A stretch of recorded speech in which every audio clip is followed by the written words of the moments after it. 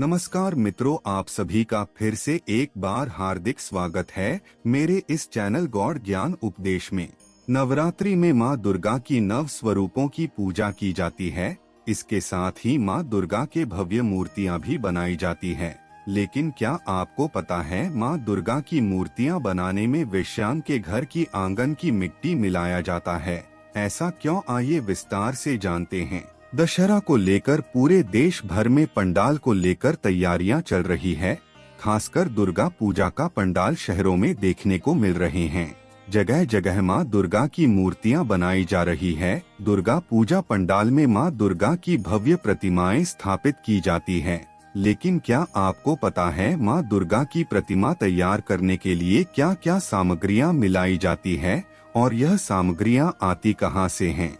अगर आप नहीं जानते हैं तो कोई बात नहीं, आज इस वीडियो में जानेंगे कि माँ दुर्गा की मूर्तियाँ बनाने में कौन सी सामग्रियाँ जुटाई जाती है। तो आइए विस्तार से जानते हैं। ऐसा माना जाता है कि दुर्गा पूजा पूरे भारत में सबसे ज्यादा धूमधाम से पश्चिम बंगाल के कोलकाता में मनाई जाती है। बता दें कि महीनों पहले कोलकाता में कुमारटुली की संकरी गलियां और उपनगरीय उत्सव के लिए मिट्टी से 10 भुजाओं वाली देवी की प्रतिमाएं और उनके आकार देने वाले कारीगरों और मूर्ति निर्माताओं से जीवंत मूर्तियां बनाई जाती है।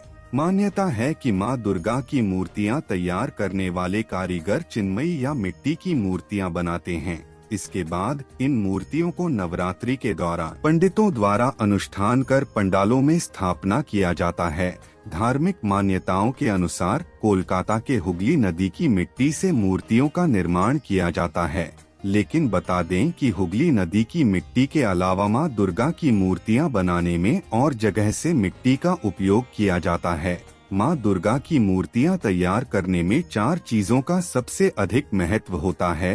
धार्मिक मान्यताओं के अनुसार वो 4 चीजें इस प्रकार है: गंगा के किनारे की मिट्टी, गाय के गोबर, गोमूत्र और सबसे महत्वपूर्ण चीजें वेश्यालयों की मिट्टी शामिल हैं। धार्मिक मान्यताओं के अनुसार अगर माता की मूर्ति बनाने में इन 4 चीजों में से एक भी चीजें कम होती है तो मूर्ति को अधूरा माना जाता है। धार्मिक मान्यताओं के अनुसार एक बार की बात है, कुछ वेश्याएं गंगा स्नान के लिए जा रही थी। तभी उसी समय उन्होंने घाट पर एक कुष्ठ रोगी को बैठे हुए देखा। कुष्ठ रोगी राह में आते जाते लोगों से गुहार लगा रहा था कि कोई गंगा स्नान करवा दें, लेकिन उस रोगी पर कोई भी जातक ध्यान नहीं दिया। कुष्ठ रोगी को उन वेश्याओं ने गंगा स्नान करवा दिया। धार्मिक मान्यताओं के अनुसार भगवान शिव कुष्ठ रोगी के रूप में थे।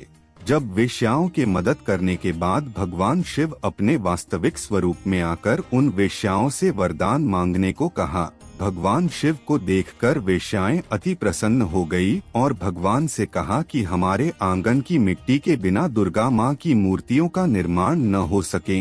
मान्यताओं के अनुसार शिवजी ने उन्हें यह वरदान दे दिया। तब से लेकर आज तक यह परंपरा चली आ रही है।